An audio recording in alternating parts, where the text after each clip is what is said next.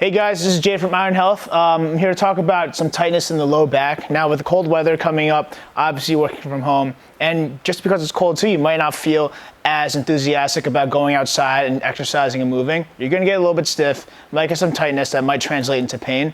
So I wanna go over some stretches that you can do on your own fairly quickly. All you need is a mat, and to be honest, you might not even need a mat. If you're comfortable on the floor, that's fine as well too. So we'll go through some stretches to help with rotation, some flexing and extending, just to get you a little bit less stiff, especially with the cold weather coming up and having you a little bit less active. Let's take a look at these. All right guys, so one of the stretches you can do for your low back, especially for that lower lumbar spine, which gets super tight when you're sitting a lot or when you're not moving, is called the cat-cow. Now, you might have been familiar with this just with yoga, but what we want to do here is maybe try and isolate that low back, especially if you're sitting for long periods of time. You can get into an all-fours position. You want to get your hands right up below your shoulders, your knees right below your hips. You want to be nice and flat. So a typical cat-cow, you're looking at moving the whole body, which is perfectly fine. That's something you want to do as well too. But I want you to think about doing in terms of just the low back is kind of locking out from pretty much the upper part all the way to the shoulder, kind of lock that out there, and you're just moving at that low back. Kind of looks like you're putting your glutes and your hips up in the air and then going down, but just going through that motion itself will kind of loosen up that lower lumbar area. Another exercise that we can do just for overall tightness of the back is child's pose. We're gonna do it in 3 ways: to the front, to your left, and to your right side. So what you wanna do is get into an all-fours position.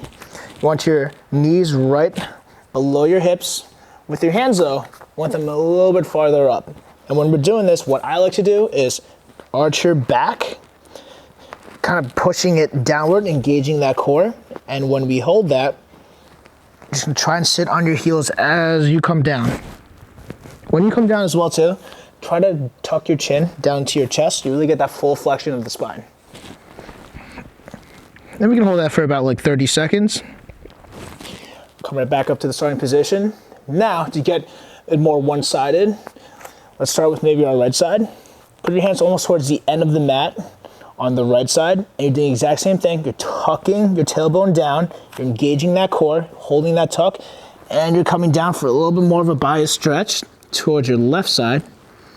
Again, hold that for 30 seconds, tuck that chin down, and we're right back up to the front, and we'll do the other side as well too. So same exact concept, tuck down with your tailbone, engage the core, and bring yourself down.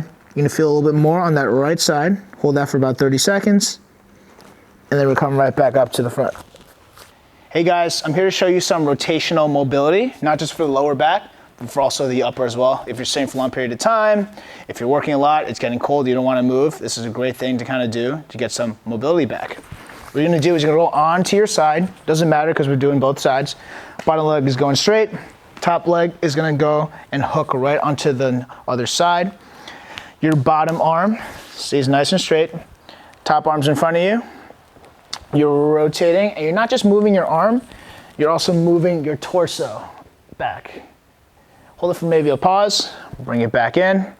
And remember to always just move your torso and not just move your arm, because that's a common mistake most people do. You won't get that full mobilization of your back. Do 10 of those for one side, flip over and do it on the other side. Check those out. Let me know what you guys think.